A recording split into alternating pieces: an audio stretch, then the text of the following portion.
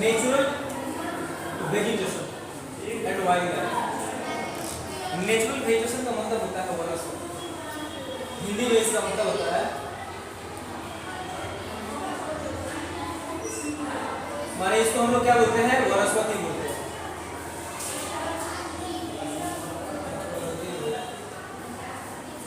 वनस्पति तो असल में हम लोग वेजिटेशन किसको बोलते हैं, natural vegetation is the plant life origin. किसी भी एरिया में, कोई भी एरिया में, किसी भी एरिया में बहुत सारे प्लांट्स वगैरह होते हैं, उन प्लांट्स का अपना लाइफ होता है।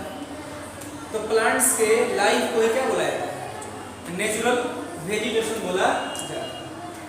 और जहां पर ये प्लांट लाइफ देखने को मिलेगा, यहीं पर बहुत सारे एनिमल्स भी देखने को मिलेंगे आपको। बहुत सारे एनिमल्स आपको यहाँ पर देखने के लिए मिल जाएंगे। तो जहां पर ये होता है वहीं पर एनिमल भी देखने को मिलेंगे। तो इससे आपने क्या समझा कि नेचुरल वेजिटेशन का मतलब किसी भी एरिया में जो प्लांट्स होते हैं उन्हीं के लाइफ को ही नेचुरल वेजिटेशन बोला जाता है। अब ये तीन प्रकार के होते हैं जो हमारा नेचुरल वेजिटेशन है। कितने प्रकार के होते हैं, तीन प्रकार के होते हैं। एक को बोलते हैं फॉरेस्ट, दूसरे को बोलते हैं ग्रासलैंड और तीसरे को बोलते हैं श्रब्स। इन तीनों के अपने अलग अलग कैरेक्टरिस्टिक होते हैं। जो फॉरेस्ट होता है आप जानते ही हैं, जो इंसानों के विदाउट इंटरफेरेंस से काफी लार्ज स्केल पर जो प्लांट्स उगते हैं अपने आप, जहां पर जीव जंतु भी, वाइल्ड एनिमल्स भी होते हैं, उसको बोलते हैं फॉरेस्ट। ग्रासलैंड वो होता है जहां पर बस ग्रास भी आपको देखने को मिलता है और यहाँ पर भी शाकाहारी जीव जंतु मौजूद होते हैं और यहाँ पर मांसाहारी भी जीव जंतु होते हैं उनको खाने के लिए, तो वो ग्रासलैंड होता है। ये जो फॉरेस्ट एरिया होता है यहाँ पर बारिश अच्छी खासी मिलती है, इसलिए यहाँ पर फॉरेस्ट ऑटोमेटिकली डेवलप हो जाता है।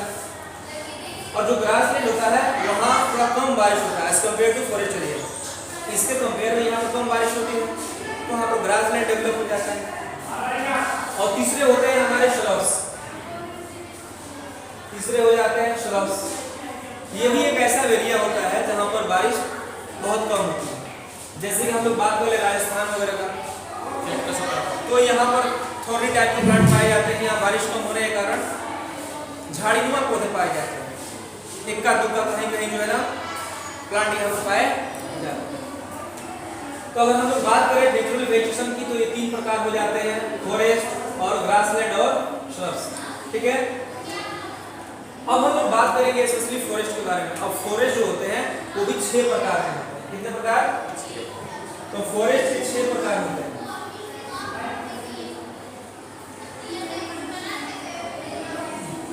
जो हमारे फॉरेस्ट होते हैं वो 6 प्रकार के। पहले भी आपको पढ़ाया गया है, ट्रॉपिकल एवरग्रीन फॉरेस्ट पढ़ा है ना, tropical evergreen forest, tropical deciduous forest. क्यों, क्योंकि ये भी ट्रॉपिकल में होता है और ये भी ट्रॉपिकल एरिया में नहीं होता है। ठीक है, लेकिन दो तरह का फॉरेस्ट देखने को मिलेगा ट्रॉपिकल एरिया में, एक एवरग्रीन और एक डेसिडुअस फॉरेस्ट। अब टेम्परेट वाले एरिया में ध्यान दो, टेम्परेट वाले एरिया में यहाँ पर भी एवरग्रीन मिल जाते हैं और आपको डेसिडुअस मिल जाते हैं। टेम्परेट रीजन में, टेम्परेट रीजन आप पढ़ चुके हैं कि टेम्परेट रीजन कौन सा है, जैसे कि आपका अर्थ हो गया, equator, tropical cancer, tropical Capricorn, Arctic circle और एंटार्क्टिक सर्किल। तो ये वाला जो एरिया है आपका ट्रॉपिकल हो जाता है, ये वाला एरिया टेम्परेट, ये वाला एरिया टेम्परेट और ये फ्रिजिड और ये फ्रिजिड। तो ट्रॉपिकल एरिया में भी दो तरह के फॉरेस्ट पाए जाते हैं, एक एवरग्रीन और दूसरा डेसिडुअस। और अब हम बात करें टेम्परेट वाले रीजन में, तो यहाँ पर भी ये दोनों प्लांट मिलते हैं, एवरग्रीन भी और डेसिडुअस भी। और जो पांचवा है वो है मेडिटेरेनियन फॉरेस्ट। ये असल में मेडिटेरेनियन जो सी है, ये समंदर है मेडिटेरेनियन, ठीक है ना, इसी के नजदीक, इसी के इर्द गिर्द ये फॉरेस्ट पाया जाता है। तो यहाँ पे जो प्लांट्स होते हैं उनकी अपनी जो है एक अलग कैरेक्टरिस्टिक्स होती है यहाँ के प्लांट्स के, एक ये हो गया।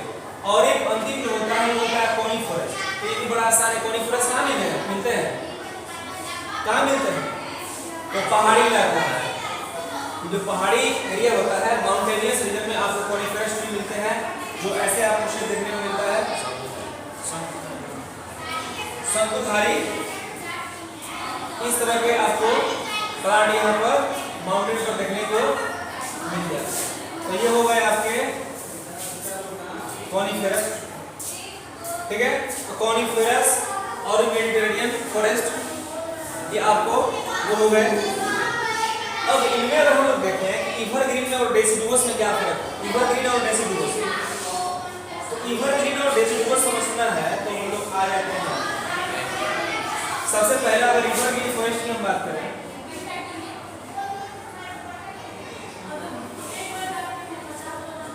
इवरग्रीन फॉरेस्ट की हम लोग बात करें तो ये हमेशा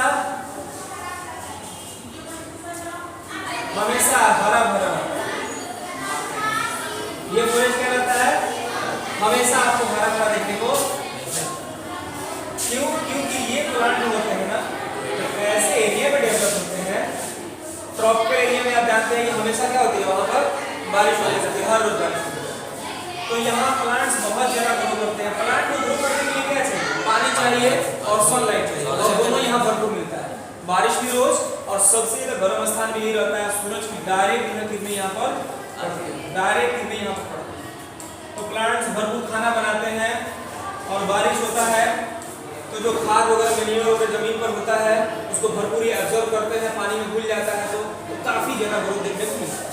जो इवरग्रीन फॉरेस्ट होते हैं उनकी हाइट जो है बहुत लंबे लंबे यहाँ पर प्लांट पाए जाते हैं। लगभग हम लोग बात करें तो 60 मीटर ऊंचे यहाँ पर प्लांट पाए जाते हैं। 60 मीटर ऊंचे प्लांट का क्या मतलब हुआ कि आप देख ले तो लगभग यानी हम लोग आ जाते हैं, फिर यहाँ पर समझ लेते हैं। तो ये काफी लंबे लंबे होते हैं, इसकी ऊंचाई 60 मीटर तक होती है। और मीटर को अगर तुम फीट में बदलोगे, फीट में बदलने के लिए लगभग 3 फीट से भी ज्यादा होता है 1 मीटर का। तो अगर 3 फीट की मान लेते कितना हो जाएगा, 180 फीट।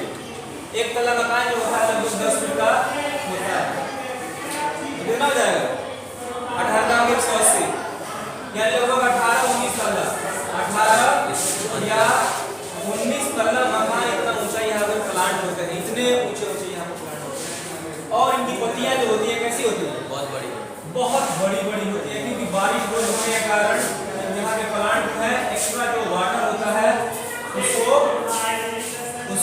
भाग बना करके निकालने का काम करते हैं। इनके पास दूसरा कोई उपाय नहीं है, तो इसलिए ये बड़े बड़े पत्तों को क्या करते हैं, डेवलप करते हैं। और कई प्रकार के वाइल्ड एनिमल यहाँ पर आया जाता है, ठीक है ना। और ये घने काफी घने होते हैं, इतने घने होते हैं कि सनलाइट जमीन तक नहीं पड़ पाता है, इतने घने होते हैं।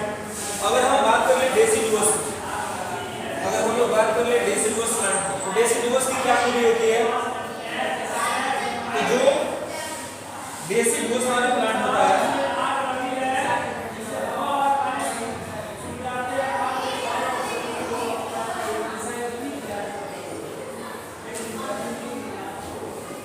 जो डेसिडुअस प्लांट होते हैं, असल में ये प्लांट थोड़े छोटे छोटे हैं as compared to evergreen forest.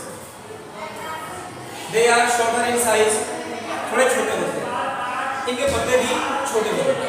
यानी हमारे एरिया में जहाँ हम रह रहे हैं बिहार में, जो प्लांट्स हमारे यहाँ होते हैं वो ये डेसिडुअस वाले ही होते हैं। इनकी खूबी क्या होती है कि साल में एक बार ये अपने पत्ते गिरा देते हैं। लेकिन इवरग्रीन में क्या होता है, इवरग्रीन में ऐसा नहीं होता है।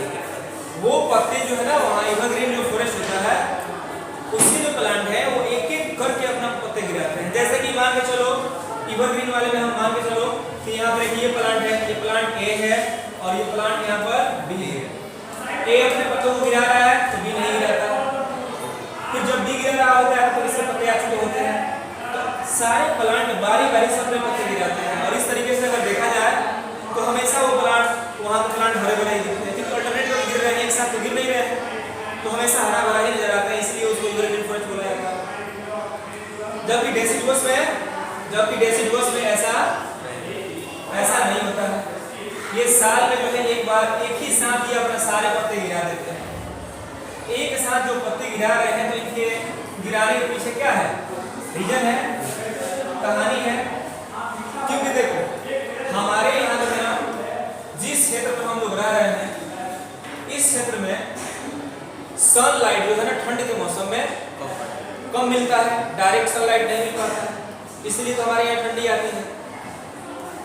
तो हमारे यहाँ सनलाइट नहीं मिलने के कारण हमारे यहाँ ठंडी स्टार्ट होती है और ठंड के मौसम में पेड़ों के लिए दिक्कत हो जाता है।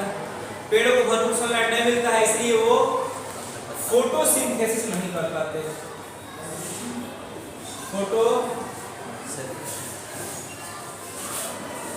फोटोसिंथेसिस नहीं कर पाते ढंग से, इसलिए ये खाना नहीं बना पाते। जब खाना नहीं बना पाएंगे तो प्लांट में जितना डाली है, जितने पत्ते हैं, उनको सस्टेन करने के लिए भोजन तो देना होगा ना प्लांट को।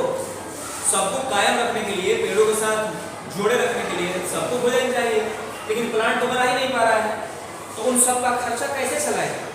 तो प्लांट क्या करता है ना कि धीरे धीरे प्लांट के डालियों में और इसके पत्तों में जो भी पोषक तत्व होते हैं वापस से सबको खींचना स्टार्ट कर लेता है।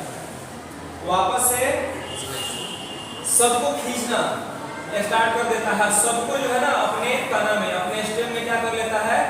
स्टोर कर लेता है। जो भी फूड है, जो भी न्यूट्रिएंट्स है, सबको क्या कर लेता है? सबको वापस से खींच करके अपने तना में स्टोर कर लेता है। जैसे ही वापस खींचता है तो होता क्या है, तुम देखे होगे कि प्लांट के जो पत्ते हैं ना, प्लांट के जो पत्ते हैं वो धीरे धीरे पीला होना स्टार्ट हो जाता है। इस साइड से देखे होगे कि धीरे धीरे पीला होना स्टार्ट हो जाता है और धीरे धीरे पीला होते होते होते होते होते ये पत्ता क्या रहता है? गिर जाता है। और ऐसे ही प्लांट के सारे पत्ते, प्लांट बड़ा होशियार होते हैं। ये जो भी पोषक तत्व होता है ना पत्तों के अंदर, उन सबको वापस से खींच करके अपने स्टेम में जमा कर लेते हैं। और सारे पत्ते जब गिर जाते हैं, देख रहे हो, जब सारे पत्ते गिर गए तो क्या होगा? ये जो खाना स्टोर करके रखेंगे, पूरा ठंडा का काम किससे चलेगा? इसी स्टोर फूड से काम इनका चलेगा। पानी हो, फूड हो, जो भी रख लेते हैं और इसी से 2-4-5 महीने अपना जीवन गुजारते हैं। जैसे ही फरवरी और मार्च आ जाता है तो फिर इसको क्या? सनलाइट मिलना स्टार्ट हो जाता है। जैसे ही सनलाइट मिलना स्टार्ट हुआ, फिर नए पत्ते जो है प्लांट में निकलने स्टार्ट हो जाते हैं, क्योंकि प्लांट फोटोसिंथेसिस करना स्टार्ट कर देता है। अच्छा, यहाँ पर एक बड़ा मजेदार क्वेश्चन है। क्वेश्चन ये है कि फरवरी मार्च आता है तो फिर नए प्लांट में पत्ते निकलने लगते हैं और हम लोगों ने पढ़ा है हमेशा से कि प्लांट जो है फोटोसिंथेसिस किससे करता है?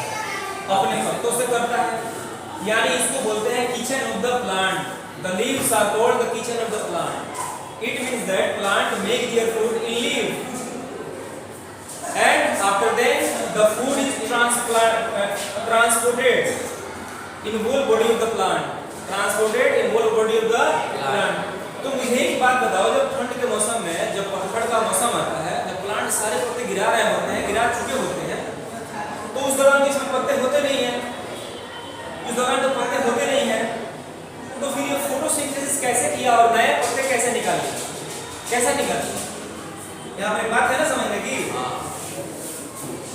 यहाँ पर एक बात है समझने की, आखिर उसने कैसे किया?